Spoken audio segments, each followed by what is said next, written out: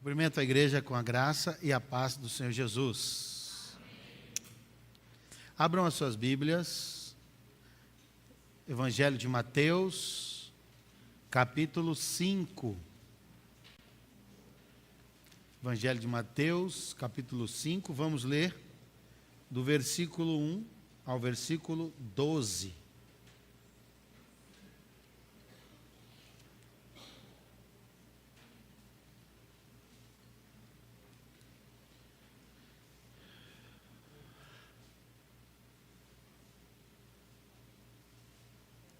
Todos encontraram? Passamos a leitura. Vendo Jesus as multidões, subiu ao monte, e como se assentasse, aproximaram-se os seus discípulos. E ele passou a ensiná-los, dizendo: Bem-aventurados os humildes de espírito, porque deles é o reino dos céus. Bem-aventurados os que choram, porque serão consolados. Bem-aventurados os mansos, porque herdarão a terra. Bem-aventurados os que têm fome e sede de justiça, porque serão fartos. Bem-aventurados os misericordiosos, porque alcançarão misericórdia. Bem-aventurados os limpos de coração, porque verão a Deus. Bem-aventurados os pacificadores, porque serão chamados filhos de Deus. Bem-aventurados os perseguidos por causa da justiça, porque deles é o reino dos céus. Bem-aventurados sois, quando, por minha causa, vos injuriarem e vos perseguirem, e mentindo disserem todo mal contra vós. Regozijai-vos e exultai, porque é grande o vosso galardão nos céus, pois assim perseguiram aos profetas que viveram antes de vós. Amém? Meus irmãos, nós estamos pregando uma série com base no Sermão da Montanha, ou no Sermão do Monte. O Sermão do Monte é estas declarações que Jesus fez. Está registrado em Lucas, no capítulo 6, e aqui em Mateus, no capítulo 5, começa no capítulo 5 de Mateus e começa no capítulo 6 de Lucas, e em Mateus propriamente, vai até o capítulo 8 do livro de Mateus. Então Jesus já estava aproximadamente há 8 meses, de 8 meses a 1 ano em seu ministério.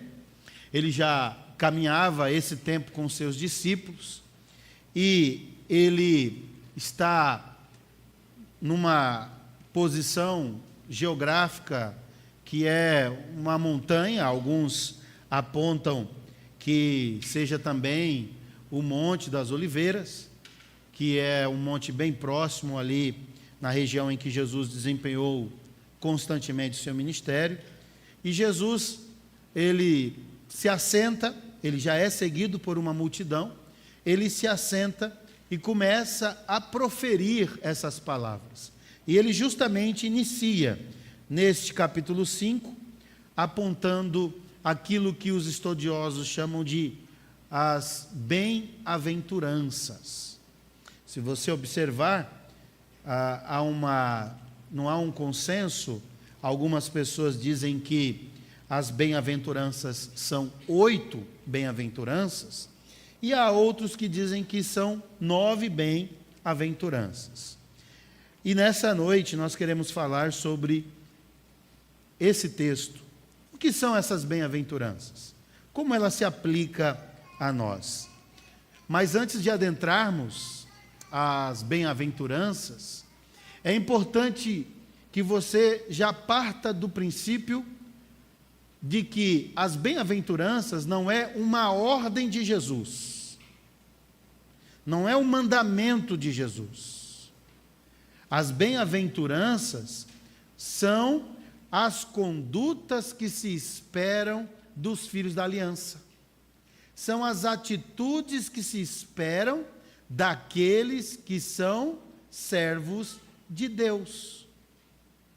É óbvio que em Cristo tudo se completa. Que em Cristo, que é a plenitude da divindade, nele, ele conseguiu viver na íntegra as bem-aventuranças. E nós, por mais que a gente consiga viver um certo limite, uma certa porcentagem dessa conduta ética que se espera de nós que somos filhos da aliança, que somos servos de Deus, que somos filhos de Deus, nós jamais conseguiremos viver isso na totalidade, na integralidade. E por um tempo, até enquanto vivermos, né? Nós vamos ter momentos em que estaremos sendo muito pacificadores, mas vai ter um momento que a gente vai gostar de guerra. Vai ter um momento que a gente vai demonstrar a nossa necessidade plena por Deus, mas vai ter momento que nós vamos pensar que a gente não precisa de Deus. Vai ter momento que nós agiremos com tranquilidade, com mansidão, mas vai ter momento que sai de perto que o bicho está pegando. Então, nós flutuamos a partir desses comportamentos. Jesus não. Jesus viveu isso na perfeição. Então, é bom que você parta desse princípio, porque muitas pessoas pensam que isso é uma ordem de Jesus. Vocês têm que ser mansos, isso é uma ordem. Né?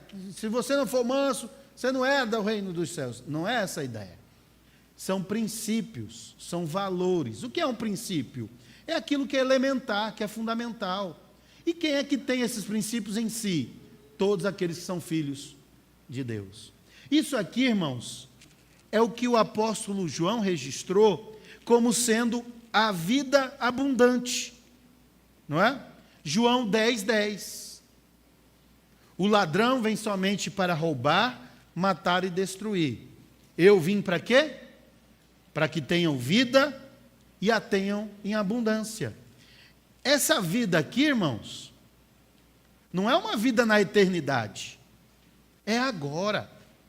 Porque lá no céu você vai precisar ser manso. Lá no céu você vai precisar buscar a justiça. Lá no céu você vai precisar viver com um coração limpo. Lá no céu você vai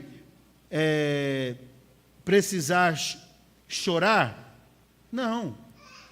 Todos esses elementos estão relacionados à vida abundante que Cristo veio trazer aos seus filhos, aos seus eleitos.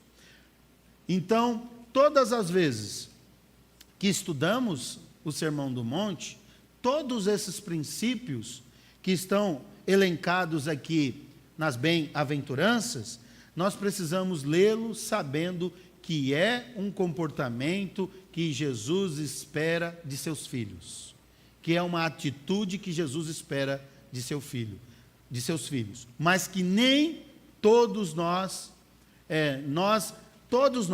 não conseguiremos viver todas essas bem-aventuranças de forma simultânea e na potencialidade que se espera, porque nós somos pecadores. Então a gente tem em mente o que Paulo fala lá em Romanos, capítulo 7. Abra a sua Bíblia no livro de Romanos, no capítulo 7, para depois adentrarmos na analisar cada bem-aventurança aqui presente.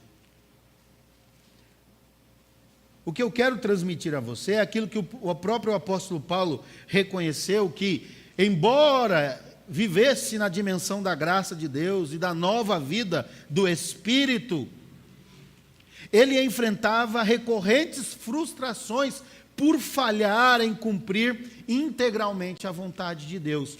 E nós estamos falando do apóstolo Paulo. O que ele fala? Romanos 7, versículo 21 ao 25.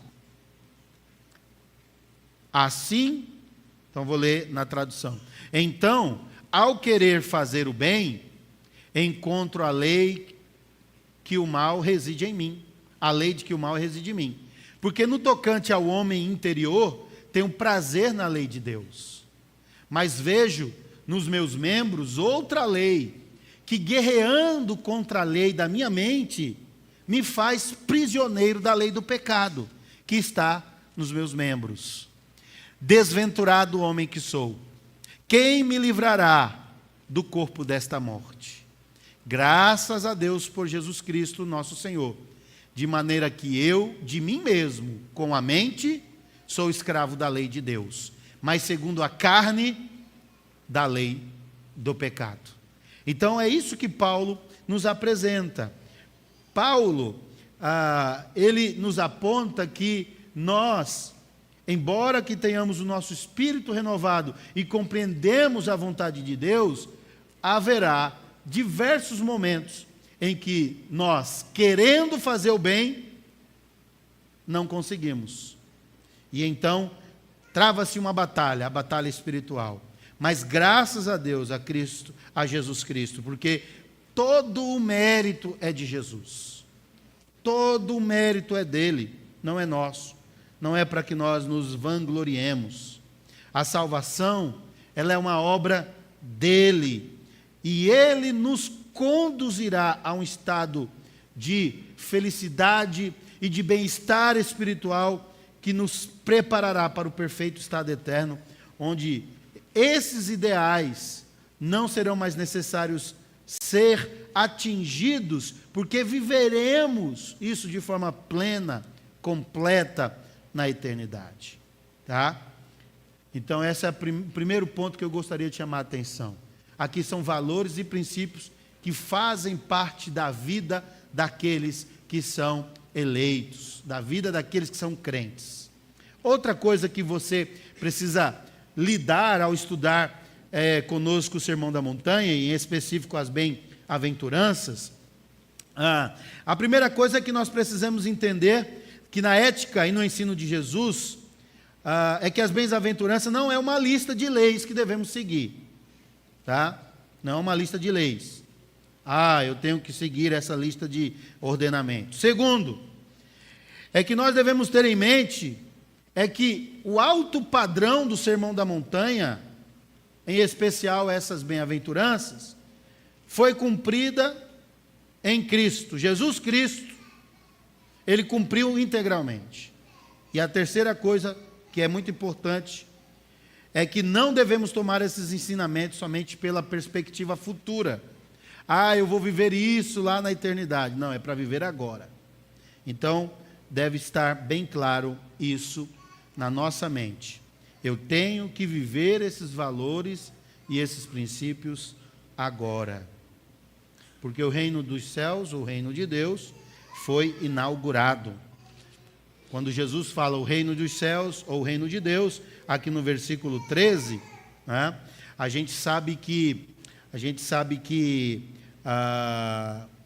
quando no versículo 10, porque deles é o reino dos céus, quando Mateus escreve a biografia de Jesus, ele escreve para os judeus, o público que vai ouvir ou que vai ler esse livro são os judeus. E Mateus, ele troca a palavra reino de Deus por reino dos céus, porque os judeus, eles não pronunciam, né, o nome de Deus. Eles têm um certo respeito em pronunciar o nome de Deus. Por isso que a nomenclatura Yahvé, o som do termo Yahvé, se perdeu com o tempo, que era um tetragrama. Vocês sabem, hebraico não tinha vogais, as vogais foram inseridas posteriormente. Então, aquele tetragrama Y, H, W e H, que é transliterado, né, do hebraico, assume essas letras no nosso vocabulário, no nosso alfabeto, melhor dizendo, alguns dizem que está escrito Yahvé, outros dizem Javé, mas os judeus não pronunciavam esse nome, e ao longo da história, essa pronúncia se perdeu. Então, todas as vezes que aparecia na Bíblia esse nome, escrito em hebraico, eles diziam Adonai. Eles substituíam o nome de Deus, porque eles não se achavam dignos de falar o nome Deus. o nome do grande Criador. Então, Mateus, escrevendo para judeus, ele substitui algumas palavras, ele dá ênfase a alguns fatos, suprimindo alguns termos, para não chocar os seus leitores. Tá? Então, o que são essas bem-aventuranças? A palavra grega, que foi traduzida para o português, makarios, é uma palavra que significa bem-aventurado, ou alguém muito feliz, ou alguém mais do que feliz. O termo bem-aventurado significa algo, ou alguém, ou um fato que nos deixa muito mais do que feliz. Tá? A teologia reformada reconhece que as bem-aventuranças, elas representam um bem-estar concedido por Deus aos seus filhos aqui na terra, para que todos nós, servos dele, todos nós que pertencemos a ele, pela graça e por meio da redenção de Jesus, possamos viver por meio dela. Então, as bem-aventuranças, elas não são mandamentos que precisam ser obedecidos, mas é a revelação das promessas para aqueles que já vivem e ainda aqueles que viverão como súditos do Rei dos Reis, como súditos do Senhor dos Senhores. A salvação nos introduz no reino de Deus. Lembram? A palavra eclésia, já falei aqui algumas vezes, que no tempo do Império Romano, o Império Romano, quando conquistava uma nova nação, ele pegava dentre os seus súditos, advogados, médicos, professores, padeiros, cozinheiros, artesãos, políticos. Ele reunia 300 famílias e enviava essas famílias para o país recém-conquistado. E esses romanos, ao se estabelecerem nessa nova nação conquistada, eles iam imprimir naquela nova nação conquistada o vocabulário, o dialeto, a forma de se vestir, a culinária, os móveis, os utensílios do Império Romano. Como é que o imperador tinha que ser tratado, qual era a religião, qual era a forma de ver. Essas 300 famílias que eram retiradas de Roma e enviadas para essa nova nação, elas eram chamadas de igreja, eclésia. Foi desse contexto que Jesus tira o nome eclésia, porque nós éramos do reino das trevas, estávamos debaixo do reino das trevas. Jesus nos alcançou com sua graça, com sua maravilhosa graça. Ele nos perdoou, Ele nos salvou, Ele nos adotou, Ele nos justificou, né? E agora nós estamos no processo de santificação, e Ele nos reenviou ao mundo, para aplicar, para imprimir no mundo os valores do reino de Deus. Então nós somos tirados do mundo e somos reenviados ao mundo, como igreja, para imprimir na sociedade a forma de falar, a forma de se vestir, a forma de fazer política do reino de Deus. O nosso imperador Jesus Cristo nos enviou de volta ao mundo, da mesma forma como o Império Romano fazia com essas 300 pessoas que eles tiravam de Roma. Não é à toa que quando Jesus nasce, a Judéia está dominada por romanos, em todas as esferas da sociedade, inclusive até nas sinagogas. Existiam romanos que apoiavam as sinagogas, certo? Então, igreja é isso, o povo de Deus no mundo, imprimindo no mundo os seus valores. E quais são as éticas do reino de Deus? Inicia-se com o comportamento presente nas bem-aventuranças: mansidão, pacificação, justiça, não é? Comoção. Então, essa é a realidade. As bem-aventuranças, elas são princípios que fazem parte dessa promessa de Deus para que eu e você vivamos uma vida plena e com propósito aqui na terra. É isso que Paulo fala aos Colossenses. Ele nos libertou do poder das trevas e nos transportou para o reino do Filho do seu amado. E esse estado em que nós nos encontramos agora, como uma nação santa, como um povo de propriedade exclusiva de Deus, que fomos transportados do reino das trevas para o reino de Deus, da mesma forma somos reenviados ao mundo para transformarmos o mundo, conforme pregou o reverendo Bruno na semana passada, porque no mundo nós somos sal e luz. Entende? Então não pense, irmãos, que ser cristão é só, ai, Jesus, cantar musiquinha, vir para a igreja no final de semana. Ser cristão não é só isso não, irmão. É o tempo todo, 24 horas por dia. Você está no mundo para influenciar o mundo.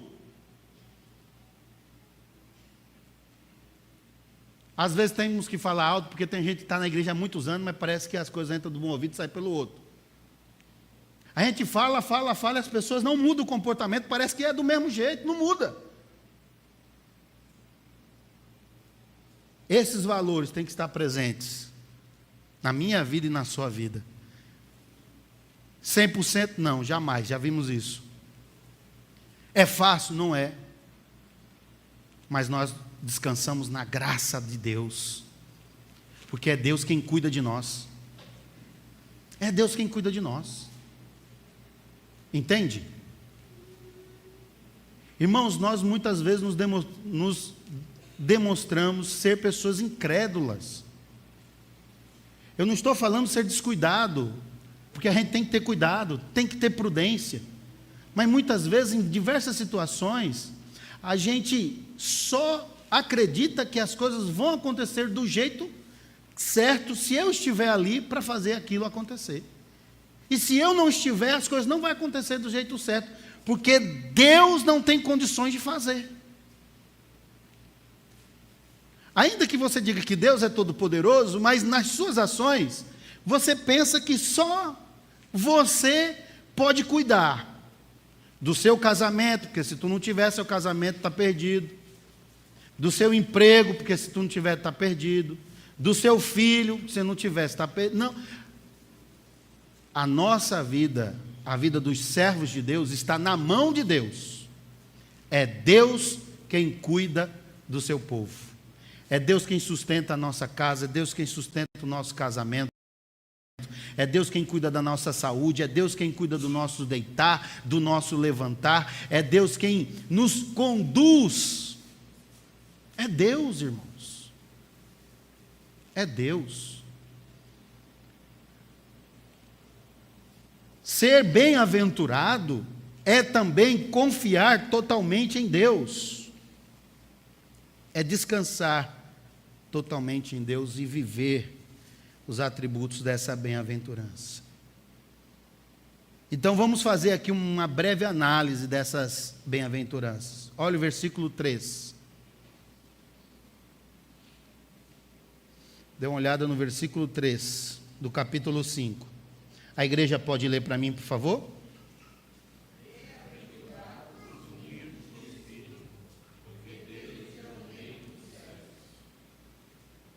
Bem-aventurados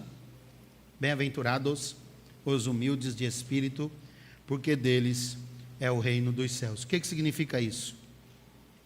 Essa primeira bem-aventurança coroa de todas as afirmações que virão a seguir. Ela afirma que o reino de Deus pertence aos que reconhecem a sua própria miséria espiritual. É o oposto da autossuficiência. Eu estava acabando de falar. O pobre de espírito reconhece sua falência espiritual e a sua necessidade urgente da graça de Deus. Meus irmãos, eu e a Werli já estivemos diversas vezes em centro de recuperação de pessoas viciadas em drogas, pregando, evangelizando, e essas nossas experiências, tivemos colegas que foram proprietários, e alguns ainda são proprietários de centro de recuperação, e essas nossas experiências me apontam uma situação. O camarada pode ir para o centro de recuperação, ele pode fazer os 12, 25 passos, os 500 passos.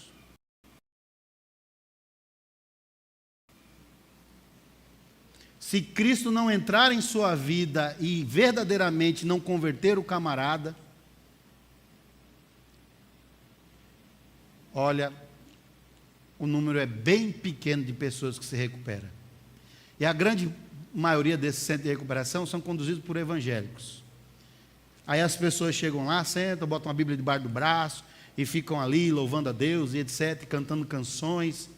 E todas as vezes que eu ia para esse centro de recuperação, eu dizia a mesma coisa: não adianta nada, você, a Bíblia debaixo do braço não vai te defender, ficar aqui cantando, tocando instrumento, porque todos eles tinham uma vida, muitos deles empresário, advogado, enfermeiro, tocavam instrumentos musicais. Então, assim, o número de pessoas capazes em centro de recuperação é enorme, que tiveram uma vida antes de estarem ali, dependentes químicos e dependentes daquela situação. Eles tinham uma vida. Então, eu sempre dizia: não adianta catequese e tal, se Jesus não entrar na sua... Vocês vão sair daqui e a probabilidade de você reincidir no consumo de drogas é altíssima. É altíssima. E é impressionante isso daí, porque todos aqueles em que a gente percebe que verdadeiramente houve uma conversão a Jesus, essas pessoas conseguem se livrar do uso das drogas. Mas todos aqueles que era só um oba-oba, só um fogozinho de palha, a gente percebe que, ali 6 meses, 7 meses, 8 meses, volta de novo ao consumo das drogas. Volta de novo. É Jesus. O camarada tem que gritar: eu sou pobre de espírito. Eu não sou autossuficiente, eu preciso de Deus. Eu preciso conhecer a palavra de Deus, irmãos. O que transforma o homem é a palavra de Deus. Por isso que a palavra de Deus nos instrui que nós devemos ensinar os nossos filhos desde pequeno. Nós devemos contar as histórias da Bíblia. Nós devemos falar sobre os grandes livramentos de Deus ao povo de Israel. Nós devemos falar do grande plano de salvação de Deus para a humanidade. Nós precisamos ensinar sobre Jesus, porque é a palavra de Deus que transforma, que liberta o ser humano. É por isso que a Bíblia nos instrui a anunciar o Evangelho. Se aqui nesse templo nós não tivéssemos, se não tivéssemos aparelho de som, se nós não tivéssemos toda essa tecnologia que nós temos, data show, mas se tivesse somente a palavra de Deus, como tem, seria o suficiente, irmãos, para transformar a vida do homem. Pessoas que dia após dia frequentam um templo evangélico, mas não muda. Não muda. Você quer um exemplo disso? Quantas vezes em reunião do conselho, ou então chego numa pessoa e falo: ei, irmão, não faça isso, olha o seu comportamento. Aí ele, que sempre pensa na sua justiça própria, ele diz: não, pastor, se o senhor está vendo eu, e o Francisco, e o João, e o fulano, você não vê não?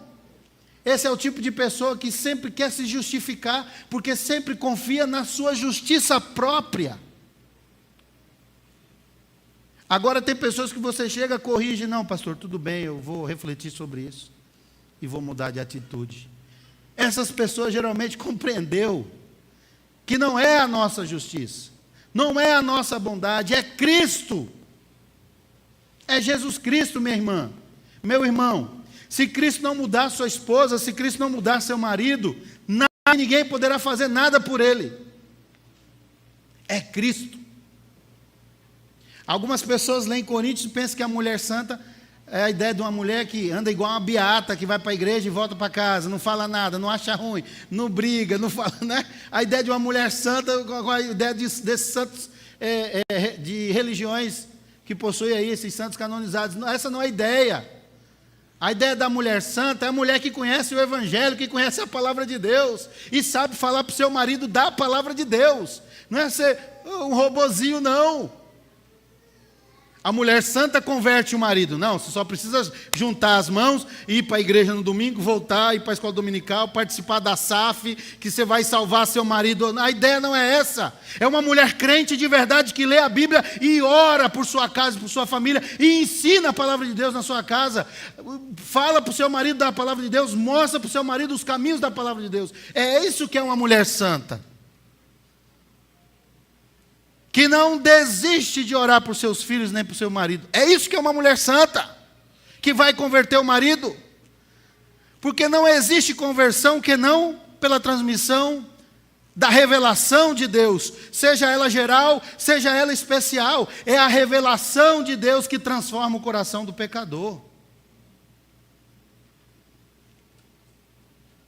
Mas enquanto que somos autossuficientes e que nós sabemos tudo, muitas vezes nós nos estribamos nos nossos próprios conhecimentos, achamos que a nossa experiência, que o nosso conhecimento é que vai resolver o problema das coisas. Não, é graça, é Cristo, é Jesus. Não adianta sermos soberbos, não há promessa bíblica para os soberbos, para os arrogantes, para os orgulhosos, para os autossuficientes. Um coração transformado por Cristo lutará contra essas malignas inclinações da autossuficiência. As promessas de uma vida plena, de uma vida abençoadora e transformadora, é para quem é humilde de espírito, é para quem reconhece a sua pobreza espiritual, é para quem reconhece que precisa de Jesus e que nada se é, e que precisa totalmente dele. O falido, irmãos, ele clama pela graça. A Bíblia diz: o reino de Deus pertence a vocês. Assim como Cristo se esvaziou, o pobre de espírito se esvazia também para receber o verdadeiro tesouro, que é a presença de Deus no coração. Vamos ler o versículo 4. A igreja pode ler para mim, por favor?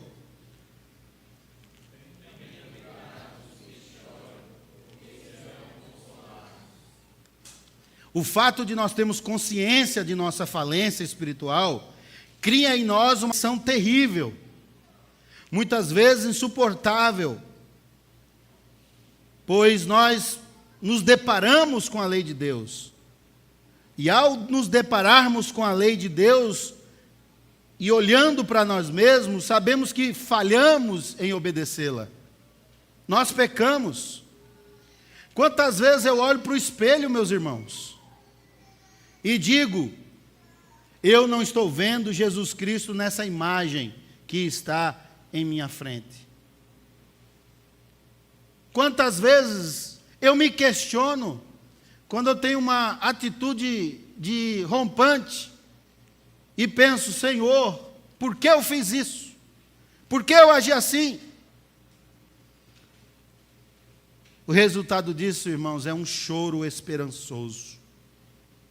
São lágrimas que nós derramamos por desejar ardentemente vencer o pecado e viver uma vida íntegra com Deus. Aqui não é que os chorões serão bem-aventurados. Ah, não gosto disso, não gosto daquilo. Ah, não gosto do pastor, não gosto do presbítero, não gosto dessa música, não gosto. Nós já sabemos o que esses chorões merecem. O que eles merecem? Porque isso é mimo. Mimimi. O choro aqui é do cidadão arrependido, que se depara com sua natureza caída, que que sabe que merece a morte, a condenação eterna, e consegue visualizar o Calvário, consegue visualizar o que Deus fez, e isso gera em nós um profundo arrependimento, e a gente vem em lágrimas na presença de Deus, dizendo: Deus, tenha misericórdia de nós. E sabe qual é o maravilhoso disso? Quando nós choramos, Deus nos consola. Quando o choro é motivado por um profundo e verdadeiro arrependimento, Deus nos consola. Essa é a promessa. Bem-aventurados os que choram, porque serão consolados. Não é uma hipótese, é um fato que acontece. Os ímpios choram porque as suas postagens não têm likes. Os ímpios choram porque o vizinho trocou de carro e ele não. Choram por não fazerem viagens caras no final do ano, ou por não ter muitos seguidores nas redes sociais. O ímpio chora por isso. O crente não. Os crentes choram por falhar em dar glórias para Deus, em ser a expressão desse Deus que nos tirou das trevas. E aí hoje, quando nós cometemos pecado, né? E aí você pode perguntar: e pastor peca? Fala para ele aí, irmão. Pastor peca. Quando nós pecamos, nós somos consolados pela graça de Cristo, que já nos perdoou.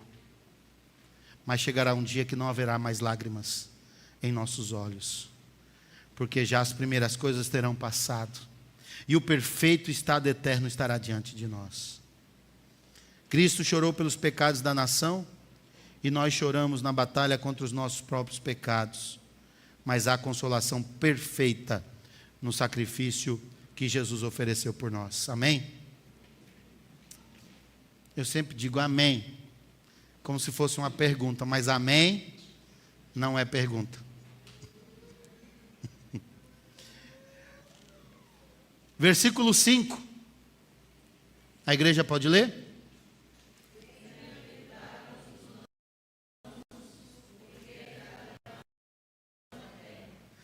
Eu tenho certeza que tem um caba mansinho, mansinho, e uma mulher mansinha, mansinha aí do seu lado. Olhe para ele.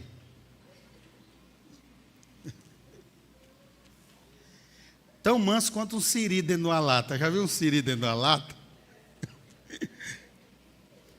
Irmãos, a busca desenfreada por poder a qualquer custo é uma característica presente na vida dessa geração. Guerras, conflitos, cisões e tantas coisas ruins são resultado desse mal. E a sociedade muitas vezes produz pessoas altamente irritadas, impacientes. O que te deixa impaciente? O trânsito de Petrolina? O atraso quando você pede um prato para comer? Esses dias eu fiquei tão nervoso, irmãos. Cheguei na padaria ali, a pessoa demorou 45 minutos para trazer 3 misto quente. E eu disse: ei, moça, faz favor, é misto quente, é só cortar o pão, botar o queijo, o presunto, botar na chapa e apertar e trazer, não tem dificuldade. Aí trouxe o misto frio.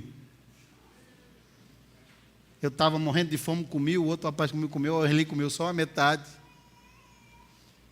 Aí eu cheguei no camarada do caixa: você é o proprietário? Ele disse: rapaz, pedi 3 mistos quentes, veio 3 mistos frios, minha esposa nem quis comer tudo porque está muito frio.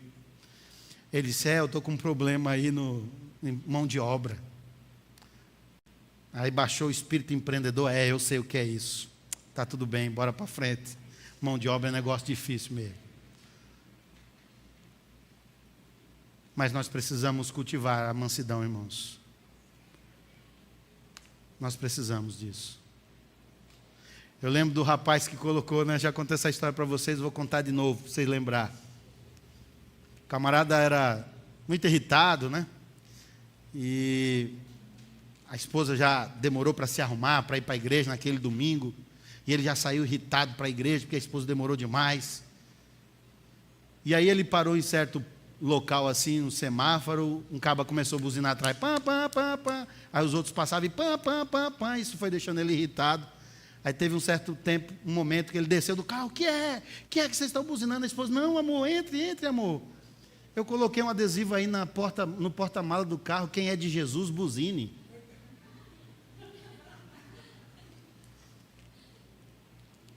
Mansidão, irmãos.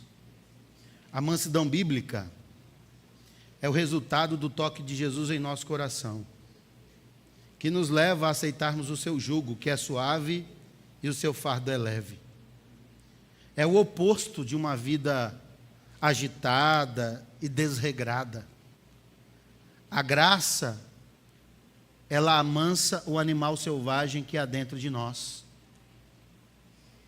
e nos torna como Jesus, que era manso e humilde de coração, aceitando a vontade do Pai Celestial.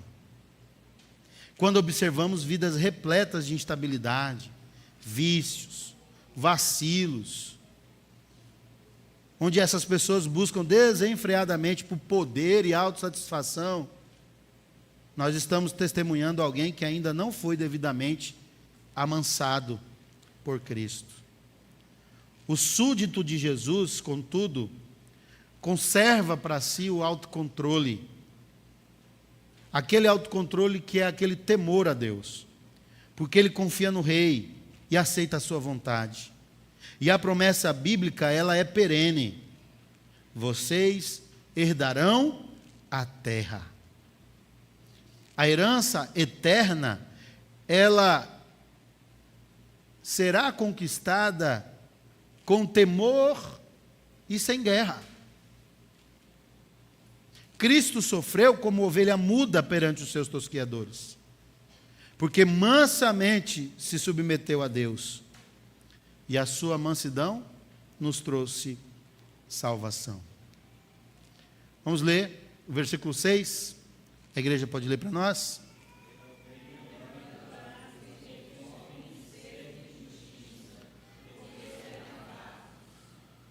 Jesus aqui, ele está chamando os seus discípulos a contrastar a conduta dos fariseus com a conduta daqueles que se tornariam cidadãos do reino de Deus.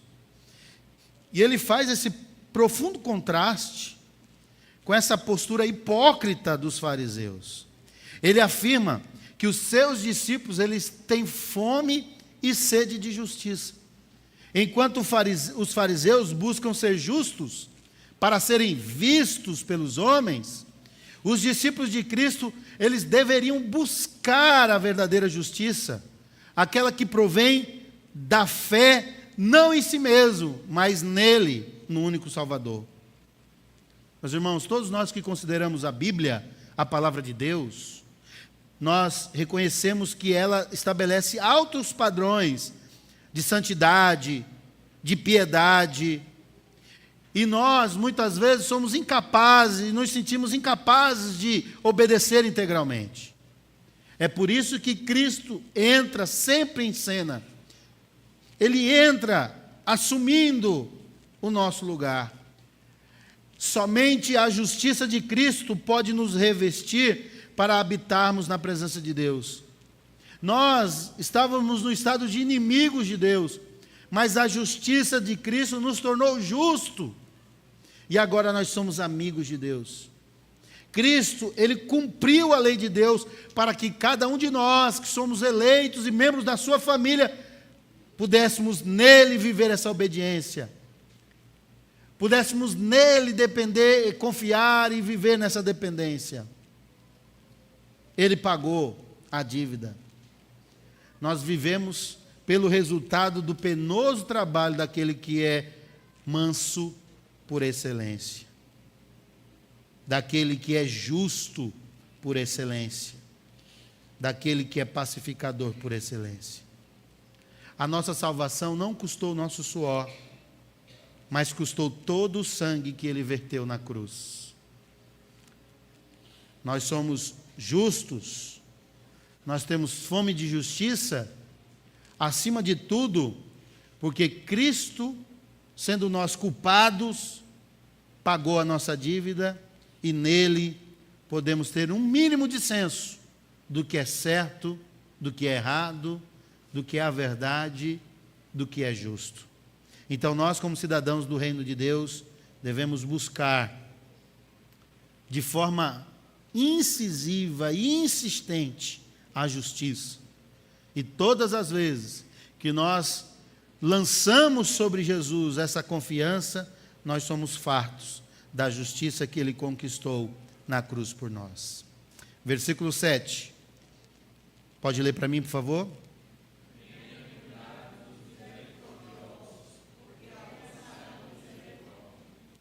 Meus irmãos, nós vivemos em uma sociedade que valoriza a força acima da compaixão. A graça, todavia, nos ensina que nós somos recipientes, indignos, somos vasos de barro. Somos recipientes indignos da misericórdia de Deus. Ele não nos perdoou porque somos bons, mas porque Ele é bom.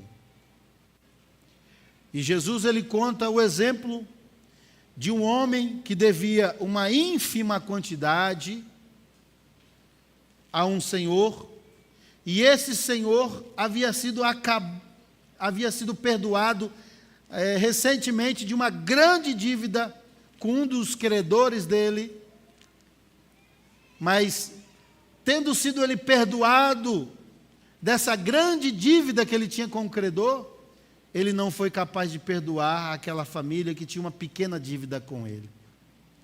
É sobre isso, é sobre uma misericórdia que nos dá senso de uma verdadeira compaixão, que nos dá senso de que ser misericordioso é ser bondoso, é ser longânimo.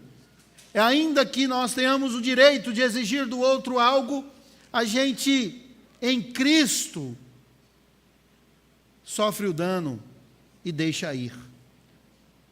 A misericórdia é mesmo sabendo que aquela pessoa ela é uma pessoa que não merece, mas o nosso coração vai de encontro à miséria daquela pessoa, da mesma forma como o coração de Deus veio ao encontro da nossa miséria. Assim como Cristo perdoou os nossos pecados morrendo na cruz, devemos liberar o perdão, mesmo se isso for para nós algo muito difícil. Quem perdoa reflete a imagem de Deus.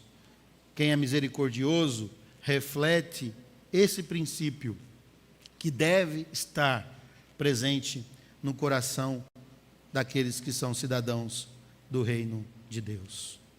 Versículo 8 diz assim: bem-aventurados os limpos de coração, porque verão a Deus. Meus irmãos, a pureza do coração é o resultado da aplicação da redenção sobre o pecador. Enquanto vivemos escravos do pecado, nós estamos destituídos da glória de Deus e incapazes de contemplar o Rei eterno e invisível. Não é o que diz lá em João? Vamos ler? O Evangelho de João, capítulo 8, versículo 34. Pode projetar para mim, por favor? Jesus, ele disse: em verdade vos digo, todo o que comete pecado é escravo do pecado. Então, quando nós éramos pecador, nós não conseguíamos ver Deus. Quando nós não tínhamos a graça de Deus em nós, operando em nós, nós não tínhamos como ver Deus, não tínhamos como perceber Deus, porque nós estávamos naquela condição. Mas quando o nosso coração, ele é lavado no sangue do Cordeiro, as escamas dos nossos olhos caem, a exemplo de Paulo, e a gente começa a perceber a glória de Deus. E não está relacionado, irmãos, como uma luz que aparece, ou com um anjo que aparece, não. está relacionado com a compreensão do plano de salvação de Deus. É óbvio que algumas pessoas têm algumas experiências diferentes, como Paulo teve uma experiência diferente. Mas isso não é a regra. Isso são exceções que ocorrem. Mas toda a experiência de transformação do homem no estado de pecador para salvo em Cristo é uma experiência de desvendar os olhos de alguém que estava cego e que passou a ver a glória de Deus, o quão Deus é bom, o quão Ele é misericordioso, o quanto Ele nos amou, a ponto de ter enviado Cristo para morrer em nosso lugar, sendo nós ainda pecadores. Essa promessa é para aqueles que são purificados, que têm o seu coração purificado pelo sangue do Cordeiro. Hoje eu creio em Cristo, mas chegará um dia em que eu o verei como Ele é. Para isso Cristo morreu, para que os cegos possam ver. Versículo 9, adiantando, irmãos. Bem-aventurados os pacificadores, porque serão chamados filhos de Deus. Tem gente que é pacificadora, mas com coquetel Molotov na mão. Fogo está pegando, ei, eu vim aqui ajudar. Joga ali, né, para pegar mais fogo. Tem gente que diz, não, pastor, eu não aceito, eu vou fazer, é comigo mesmo. Bem-aventurados os pacificadores, porque serão chamados filhos de Deus. A realidade do conflito que existe entre povos, tribos, nações, é resultado da alienação do homem para com Deus. O pecado impôs. Nós somos um povo dado à beligerância, à guerra. É interessante que cada cultura tem uma propensão maior, outras uma propensão menor. Meu irmão, contei na semana passada, um irmão que morou no Japão um tempo, ele disse assim, Alexandre, eu acho muito interessante que lá no Japão, quando alguém bate no carro do outro, ele desce do carro e fica todo constrangido, envergonhado e, não, nós vamos resolver, porque as leis do Japão são muito rígidas. Se ele for levado ao tribunal, a primeira coisa que o juiz vai dizer para ele é assim, mas rapaz, tu bateu no carro do camarada e não se prontificou em resolver o problema?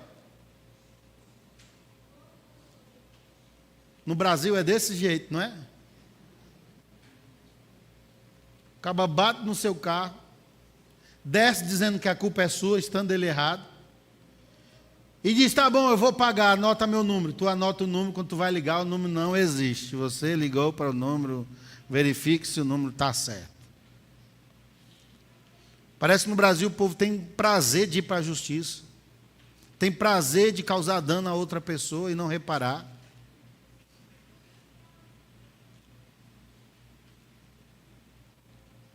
Os filhos de Deus não são assim. Eles são pacificadores. Tem gente que tudo que acontece com ele quer pôr na justiça, você já viu? Eu tenho um primo que é advogado, eu vou botar assim na justiça. Né? O tempo todo quer guerra. Tem trabalhador aí que é meio enrolado, tem uma mão de obra que não vale um salário mínimo, não tem compromisso nenhum com a empresa, só entra na empresa para sair para botar a empresa na justiça. O crente não é assim. O crente é excelente no que ele faz. E ele não vive o tempo todo causando confusão.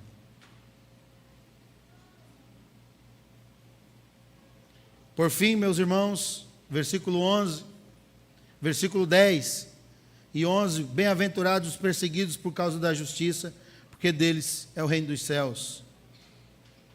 Bem-aventurados sois quando por minha causa vos injuriarem e vos perseguirem e mentindo disserem todo mal contra vós. A nossa posição como filhos de Deus resultará em sofrimento recorrente. As pessoas dizem assim aí fora, eu vou ser filho de Deus, porque filho de Deus tudo dá certo.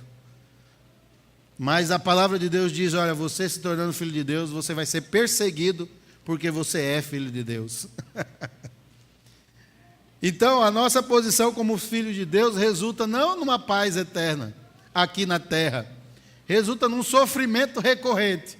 Tem momentos de prazer, satisfação, alegria, mas recorrentemente ocorrerão fatos de perseguição. O fato de nós não nos curvarmos ao paganismo desse mundo, o fato de rejeitarmos seus padrões contaminados pelo pecado, geram inevitavelmente perseguições ideológicas ou físicas. É impossível, meus irmãos, você viver piedosamente sem sofrer alguma forma de perseguição. É óbvio que essa perseguição não é aquela causada quando nos posicionamos, de modo incoerente com os valores do reino. É uma perseguição em resultado de nossa lealdade a Cristo. Tem pessoas que ela tem um péssimo comportamento e por causa daquele péssimo comportamento está sendo processado judicialmente e ele fala, eu estou sendo perseguido, se vitimiza, faz tudo errado e se vitimiza, não é esse tipo de perseguição não. A perseguição que a palavra de Deus está dizendo é aquela que é resultado da sua lealdade a Cristo. Assim como Cristo foi morto pela ira dos homens, a igreja, que é seu corpo, deve esperar sofrimentos, inclusive que levem à morte. Mas a bem-aventurança promete a quem vive tais perseguições que o reino de Deus lhe pertence, porque deles é o reino dos céus. Amém? Curve sua face. Vamos orar. O evangelista João escreveu, deixou registrado no capítulo 3 do seu evangelho, que o Pai ama o Filho e todas as coisas entregou nas suas mãos. E ele continua dizendo que aquele que crê no Filho tem a vida eterna. Mas aquele que não crê no Filho não verá a vida, mas a ira de Deus sobre ele permanece. Você crê no Filho de Deus? Você é um servo de Deus? Eis as promessas de Deus para mim e para você, com base nas bem-aventuranças. Nós somos muito mais do que felizes, porque cremos no Filho de Deus e podemos usufruir das bem-aventuranças, com dificuldade, umas mais, outras menos, mas a graça de Deus completa. E se você veio aqui essa noite e você ainda não crê no Filho de Deus, não crê que Ele é Salvador, você ainda está sem perceber o plano eterno, você pode orar a Deus, você pode clamar por Deus, dizendo, Deus, revele-se a mim, eu creio no seu Filho, e assim Deus o fará, porque é promessa dele. Então creia no Filho, porque tendo o Filho você tem a vida, sem o Filho você não tem a vida. Oremos ao Senhor. Deus, obrigado. Obrigado pelas bem-aventuranças. Nos ajude a continuar essa caminhada e a viver essa vida abundante através dessa alegria que nós já possuímos em buscar a justiça, em viver em mansidão, em ser perseguido por amor ao seu reino. Ó Deus, por buscarmos a justiça e a paz. Senhor, por reconhecermos a nossa insuficiência e a nossa limitação e sermos famintos, sedentos e pobres de espírito, nós clamamos a Ti, ó Pai. Nós reconhecemos, ó Deus, que dependemos somente de Ti. E alcance cada um que aqui está com tua graça poderosa mais uma vez. Isso nós lhe pedimos em nome de Jesus. Amém e amém.